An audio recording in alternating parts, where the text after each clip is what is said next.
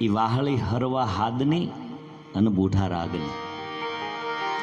એ વાહળીના જે સૂર છે ને સાહેબ, એ સૂરના અમે નથી કલાકારો, પણ એ નાદના કલાકારો ને હાદના કલાકારો છીએ. હા, ભગવાન કૃષ્ણની જે વાહળી વાગતી હતી અને વાહળીના જે સૂર હતા, એ સૂરમાલી આખું જગત છે એ સૂર મંદિર બન્યું કહેવાય. આખું જગત છે સૂરમય બન્યું એવો ભગવાન દ્વારકાધીશ. અહીંયા ઘણા ભજનોની યાદી કરાવી. હું ઘણીવાર કહું, હું પરબ પ્રોગ્રામમાં જાતો, પછી કરસનદાસ બાપુ સાથે અમે બેઠીએ ત્યારે ઘણીવાર બાપુ વાત કરતા પરબ કે અહીંયા સેવાદાસ બાપુ બહુ સારા ભજનો ગાતા. હા હા હા, કોણ તો જાણે હાલ રે ફકીરી દેવંગી વિના બીજું કોણ તો જાણે. સાહેબ, સેવાદાસ બાપુ ભજન ગાતા હોય, હાથમાં રામસાગર હોય, આંખમાં લે આહુડું પડતું જાતું હોય અને એની ઝીણ્યું છે એ રામસાગરના તાર ઉપર અટકતી જાતી હોય, આવો સાધુડો ભજન કરતો હતો.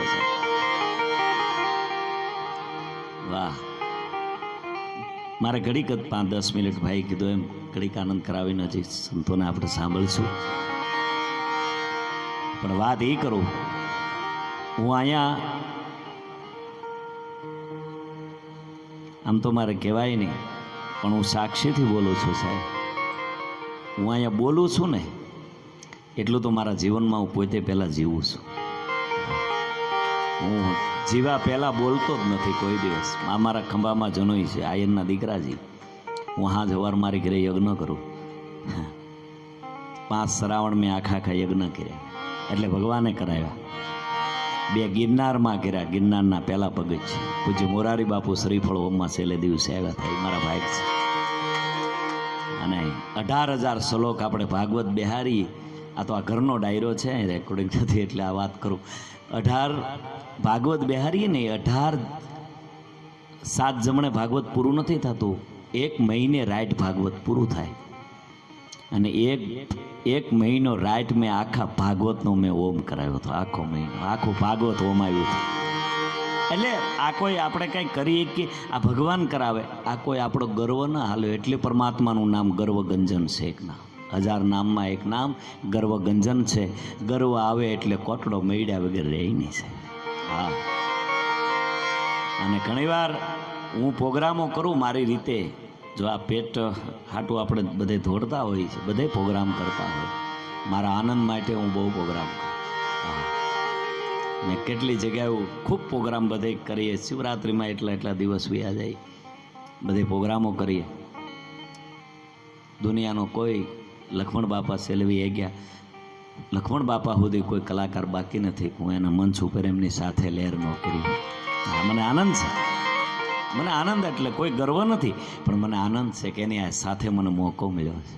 આ બધાની સાથે એમ સેવાદાસ બાપુ પરબ ભજન ગાતા, તો પછી સેવકો આવીને એમ કહેતા કે બાપુ ભજનમાં જામો પડી ગયો.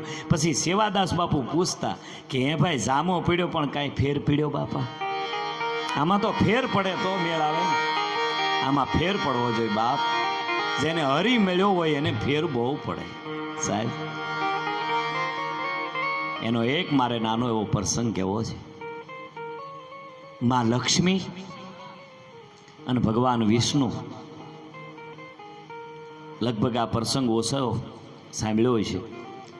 ભગવાન વિષ્ણુ અને માં લક્ષ્મી એમ કે છે કે ધરતી ઉપર મારું હાલે છે, અને ભગવાન વિષ્ણુ એમ કે છે કે દેવી ધરતી ઉપર મારું હાલે છે. કે નહીં પ્રભુ ધરતી ઉપર મારું હાલે છે, કે ના દેવી ધરતી ઉપર મારું હાલે છે. અને હવે સાંભળજો સાહેબ, નારાયણે કીધું કે દેવી તો હવે ધરતી ઉપર હું વેહ પલટો કરીને જાઉં છું. સાહેબ, આપણા નરસૈયાનો દુહો છે કે સરગથી સોહામણું અમારે માનવને મૃત્યુ લોક. હે નારાયણ, તારા સરગનું પાંસ્યું ન આવે મારા બાપ. સરગથી સોહામણું અમારે માનવને મૃત્યુ લોક. અહીંયા 2-3 વાતો દોયલી, જરા મરણ ને વિયોગ. 3 નો હોય તો તારા વૈકુંઠનું પાંસ્યું ન આવે એવી લહેરાઈ આવે. આ 2-3 વસ્તુ અમને રોવડાવે છે બાપ. અમારા પરિવારમાં કોઈ એક વ્યક્તિ લઈ જાય તારે અમારી આંખમાં લે આહુડા જતા હોય છે. એમ નારાયણ જ્યારે વેહ પલટો કરીને ધરતી ઉપર આવે છે. એક ગ્રસ્ત માણસ રહેતા હતા, એમને ઘેરે આવીને કીધું બાપા મારે જમવું છે. કે હા બાપા પધારો જમીએ. એ જમવા બેઠા. પછી ભગવાન વિષ્ણુ કહે છે કે મારે એક ચાતુર્માસ કરવો છે, કોઈ રૂમ ખાલી છે? કે હા બાપા ચાતુર્માસ કરો, એક રૂમ ખાલી છે. ભગવાન વિષ્ણુ જાત બેઠા બેઠા ભજન કરતા હતા અને માં લક્ષ્મીએ નજર કરી કે હવે જવા જેવું છે, અને માં વે પલટો કરીને આવ્યા. જે ઘેરે ભગવાન વિષ્ણુ ઉતર્યા હતા ના જ માં આવ્યા. આવીને કીધું કે બાપા જમવું છે. ગરધણી કીધું હા જમવું જ જમાડીએ અમે બાપા. માએ હવે શરૂઆત કરી, સાંભળજો. માં જમવા બેઠા ને, થાળી એડી, થાળી હોનાની, થાળી એડે એટલે થાળી હોનાની, વાટકા અડે તો વાટકા હોનાના, જે અડે હોનાનું. પછી તો ગરધણી એવા હતા, પકડ ને પેશિયા એવું બધું લાવ્યા, જે અડે હોનાનું. એટલે માં લક્ષ્મી જમીન ઊભા થયા. ગરધણી કીધું માં આ વસ્તુ? કે બાપા હું તો જમવા જાઉં ને ના મેલીને જાઉં. એક જા જમવા જાવ ના મેલીને જાવ. મારે આ કોઈ તાઈન નથી, પણ મારે એક રૂમ જોવે છે, એક મહિનો અનુષ્ઠાન કરવું. રૂમ ખાલી છે? હા હા મારી ખાલી જ હોય ને, હમણાં બાબા આવ્યા એના આગળ બહાર કાઢીએ. બાબાની પાસે જઈને કીધું બાપા બહાર નીકળો, બહાર નીકળો. અમારે તો બાપા સારોલો ભરવું, રૂમ, અમારે તો હાથી લકડા મેલવા, બહાર નીકળો. નારાયણે આમ જોયું, લક્ષ્મી આમ. દેવી અને ગરધણી બોલે છે બાપા બહાર નીકળો છો, ટીંગા ટોળી કરીને આખું ઘર મેલી જાય રોડે. અને નારાયણને અંદર કે આહકારો નીકળી ગયો. દેવી આવડા તો તાજા પકડેલા છે, મણિધર જોવા હોય તો હાલ ઝૂંપડામાં. અને બે માણસ એમ કહેવાય પરવાડે ભજન કરે છે, હાથમાં રામસાગર છે અને આંખમાં લે આહુડા પડતા જાય ને બે માણા ભજન કરતા હતા. ના જઈને પરમાત્મા કહે છે બાઈના હાથમાં કરતાળ છે, પુરુષના હાથમાં રામસાગર છે, બે ભજન ગાય છે. શું કહે છે? વિઠ્ઠલ વિઠ્ઠલ વિઠ્ઠલા હરિ ઓમ વિઠ્ઠલા, વિઠ્ઠલ વિઠ્ઠલ વિઠ્ઠલ વિઠ્ઠલ વિઠ્ઠલ વિઠ્ઠલ વિઠ્ઠલા હરિ ઓમ વિઠ્ઠલા. કોણે કોણે દીઠેલા હરિ ઓમ વિઠ્ઠલા.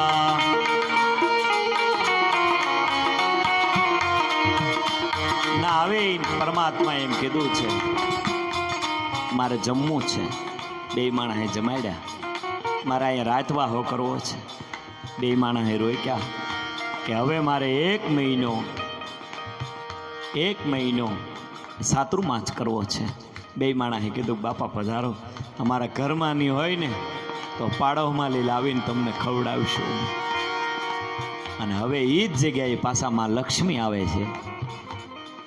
માએ આવીને પાછું જે ના આદર્યું હતું એવું જ અહીંયા આદર્યું. થાળી હોનાની, વાટકા હોનાના. પણ આ તો ભજન વાળું ઘર હતું ને, એ પકડને પેશિયા ન મેલ્યા. એટલે માં પાછા જમીન ઊભા ગયા. એટલે આ બે ભજન વાળા માણસોએ કીધું કે આ લેતા જાઓ બાપા. કે ના હું તો જમવા જાઉં ના મેલીને જાઉં. અને બે માણાના મોઢામાં શબ્દ નીકળ્યો તમારા યાઠા ઠોહિલામાં અમારી પરજા ન ખાય, આ લેતા જાઓ તમારા બાપા. આમાં અમારી પરજા ન જમે. તારે નારાયણ બોલ્યો છે કે દેવી આવા વ્યક્તિ ઉપર જગત આલે છે, આની ઉપર જગત આલે છે. દેવી ધર્મ છે ક્યાં હું છું. અર્જુનને કીધું તું કૃષ્ણએ કે અર્જુન તું એવું ન સમજતો કે હું તારા ફૂઈનો, તું મારા ફઈનો દીકરો છો એટલે તારી ભેળો રહું છું. નહીં, તારી શિબિરમાં ધર્મ છે એટલે તારી ભેળો છું. જેની ભેળો ધર્મ હશે ને એની ભેળો ભગવાન હશે સાહેબ, એની ભેળો નારાયણ હશે, એની ભેળી એની કુળદેવી છે. માને આપણે ક્યારે યાદ કરીએ? હું ઘણી વાર કહું છું કે આપણે પોકાર કરીએ તો શું કામ ના આવે? જ્યારે પરમાત્માને પોકાર કર્યો ત્યારે પરમાત્મા આવ્યા છે, અને જ્યારે માને પોકાર કર્યો ત્યારે માં આવી છે સાહેબ.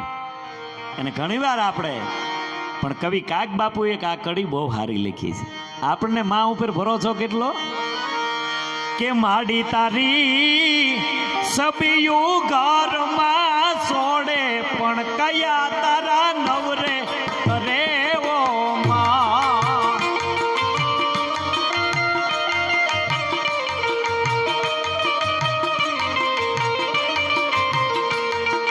માડી તારા બેસણા ગોડ ગીરનાર ઉગમણા ઓરડે ઓ યાર. હે મામા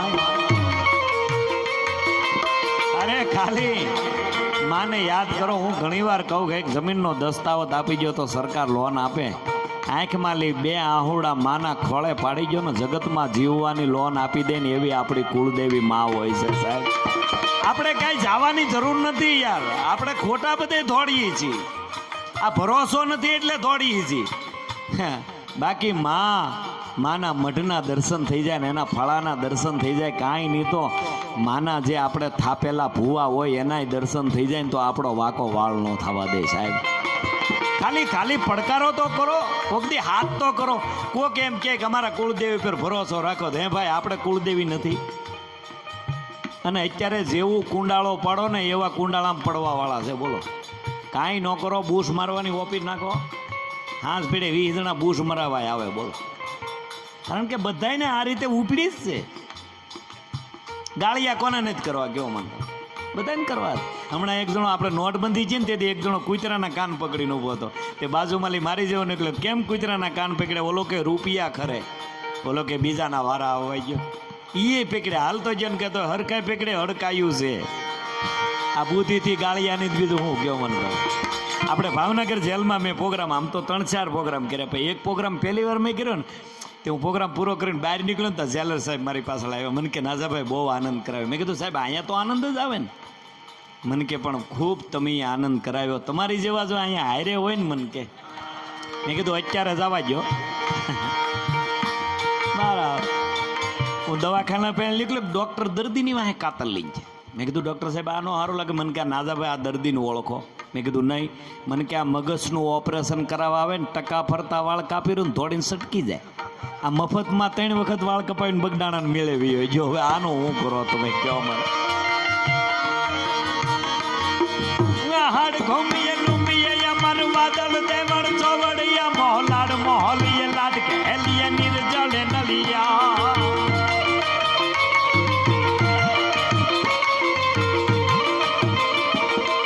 હાડ ઘૂમીએ લૂંબીએ અમર વાદળ દેવળ ચોવડિયા મોહલાડ મોહલીએ લાડ કેલીએ નિર્જળે નલિયા. કુંવર હાલણ સોય પડે. વાત ઈક કરવાની હોય છે. એમ આ સાધુ સંતો પહેલી આપણે ભજનો સાંભળતા હોઈએ. એ ભજનમાં આપણને જ્યારે આનંદ આવતો હોય છે. પણ વાત એટલી જ, જીવનમાં થોડું ઘણું ભજન રાખજો મારા બાપ, તમને જીવવાની મજા બહુ આવશે. પરમાત્મા બધું આપી દે તમને. નો એક માં લક્ષ્મી કીધું પ્રભુ તો હા કે આને તમે હીરા માણેક મોતી બધું આપી દીધું, તમને ભૂલી જાય. અને તારે નારાયણના મોઢામાંથી શબ્દ નીકળ્યો તો દેવી મેં બધું આપી દીધું પણ શાંતિ તો મારી મને ભજશે ને તો મળશે. એમણામ નહીં મળે. બાકી બધું હોવા છતાં હરી ભજા હે તો મજા આવશે. કારણ 5 વર્ષના પ્રહલાદને જેથી અંધારી કોટડીમાં પૂર્યો ને 10 દિવસે હરણાકશિપુ બહાર લાવ્યા. પછી પૂછ્યું હરણાકશિપુએ, બેટા તો હા અંધારી કોટડીમાં તને કોણ જમાડી છે? પિતાજી હા માના ઉદરમાં હોય ને ઊંધા માથે લટકતા હોય, નાય જો નારાયણ દૂધની વ્યવસ્થા કરી જતો હોય તો તારી 10 હાથની ઓરડીમાં ન આવે મારો બાપ. મને ભરોસો છે કે આવ્યા વગેરે રહે નહીં. એમ પરમાત્મા આવે ભરોસો આપણો હોવો જોઈએ. નકર નહોતા ભાઈ એકવાર ભગવાન રૂખમણીને બધા બહાર નાખતા હતા. ભગવાન થોડીને ફેંક્યા, બીજું ગોપીઓ રાણીઓને પાડી ભગવાન સીધા ગયા એવા પાછા આવતા રહ્યા. એટલે રૂક્ષમણી પૂછ્યું પ્રભુ એ તો કયો? દોડવા મીડ્યા પાછા આવ્યા. મારો ભક્ત ભીડમાં હતો, હું જાતો હતો, પાછા કેમ વી આવ્યા? મારા ભગતને જગત પાણા મારતું હતું એટલે હું ગયો હતો, તો પાછા કેમ વી આવ્યા? કે એ ભગતે હામાં લીધા ને પછી હું વી આવ્યો. આપણે હામાં લઈ છીએ ને ત્યાં એ વયો જાય છે સાહેબ. આમાં હારવાનું હોય છે. ભજન કરે, હા હા હા, આપણા ભજનો શું સાહેબ, આપણા જીવનમાં જીવાય એવા આપણને કેડા મળ્યા છે. હે માયા, બધોય આનંદ, બધી લહેર, બધાય જે મોજથી ભજનો ગાયા, બધાય સૌની મોજ પ્રમાણે આનંદ મને પણ સાંભળ્યો એ બદલ ખૂબ ખૂબ આભાર. પણ નાનો એવો એક પ્રસંગ કહી દઉં. ભાઈએ ગાયું ને, માને તો મનાવી લેજો.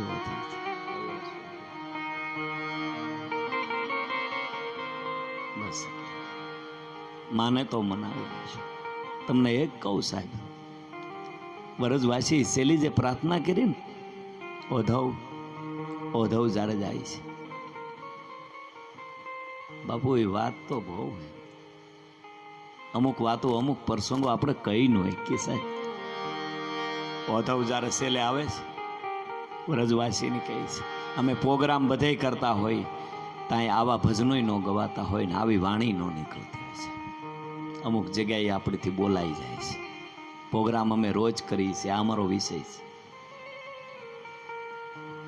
પણ ઓધવને જ્યારે ગોકુળ આવે છે, ઓધવે કીધું હું કૃષ્ણનો સંદેશ લઈને આવ્યો, ને ગોપીયું દાંત મળી કાઢવા. ઓધવે કીધું મહેમાનનું સન્માન અહીંયા આવું થાય, દાંત કાઢવાથી થાય? ઓધવ, કેની વાત તમે કરો છો? કૃષ્ણની. ઓધવ, તમે સંદેશો કોનો લી નવાય? નો અહીંયા હોય એનો લી નવાય. ઓધવ હમણાં યમુનાને કાંઠે અમને પાણીના બેડા સડાવી ગયો, અને તમે કહો છો મથુરા છે? ખોટી વાત છે ઓધવ. એક ગોપીએ ચિત્ર દોર્યું કૃષ્ણનું, પગ નો દોર્યા. ઓધવે પૂછ્યું પગ કેમ નો દોર્યા? ઓધવ, અત્યાર સુધી પગ હતા ને ભાઈ, એટલે વયો ગયો. હજી દોરીએ તો હજી વયો છે ને ભાઈ, અમારે કેમ પગ દોરવા? બતાવો.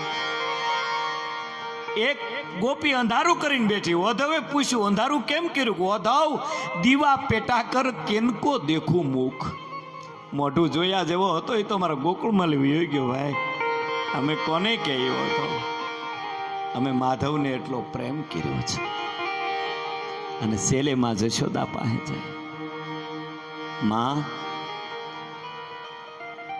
ઓધવ શું કહું ભાઈ, અમે તો કૃષ્ણને શું પ્રેમ કરી શકીએ? તો ઓધવ સાપરામાં ગાય બાંધીને એ ગાયને જોઈ લે. ઓધવ જ્યાંથી આ કૃષ્ણ ગયો ને નથી ઓધવ એ ગાયે પાણી નથી પીધું, એ ઘાસ નથી ખાધું. ઓધવ, અમે તો શું પ્રેમ કરી શકીએ, પણ તું તો એનો મિત્ર છો ને ઓધવ. હા બાપુએ એક એક કડી ગાઈને એક એક કડી સાંભળવા જેવી છે સાહેબ. ઓધવ, એ તો મથુરાનો રાજા છે ને ભાઈ, ગોવાળોને ભૂલી ગયો. બીજું એ કહું ઓધવ, મોટા માણસ થઈ જાય ને એ કદાચ અમને વ્રજવાસીને ભૂલી જાય, પણ ઓધવ એક સંદેશો એટલો આપજે ને ભાઈ. શું કે કાનુડાને કેવડાવો રે, જશોદા માતારી રોવે છે. તમે મોહનને રે નાવો રે, જશોદા માતારી રોવે છે.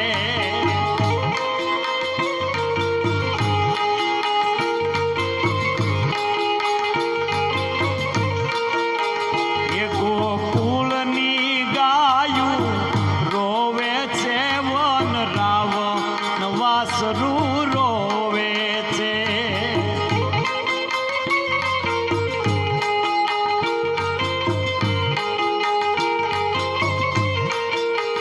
એ તમે મોનને રે મનાવજો રે.